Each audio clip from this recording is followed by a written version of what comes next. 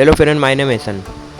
Friend, आज की video में ये बताने वाला हूँ यू फ़ोन की सिम में बैलेंस शेयर करने के बारे में। यू फ़ोन की सिम में बैलेंस शेयर कैसे होता है। फ्रेंड, आसान सा नंबर है, वो मिलाना होता है हमें। वो नंबर क्या है वो मैं आज की वीडियो में ये बताने वाला हूँ। फ्रेंड, ये नंबर आप जो नज़र आ रहे हो, ये नंबर हमें मिलाना है और ये नंबर हमें ऐसे ही मिलाना है जैसे मैंने मिलाया है। ये नंबर आप जो ऐसे नहीं मिलाना।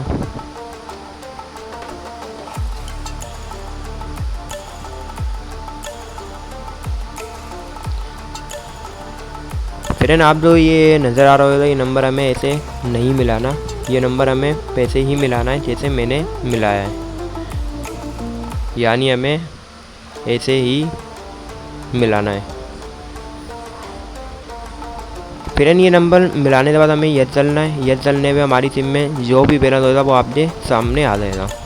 और आज की वीडियो में इतना ही, मिलते हैं नेक्स्ट वीडियो में।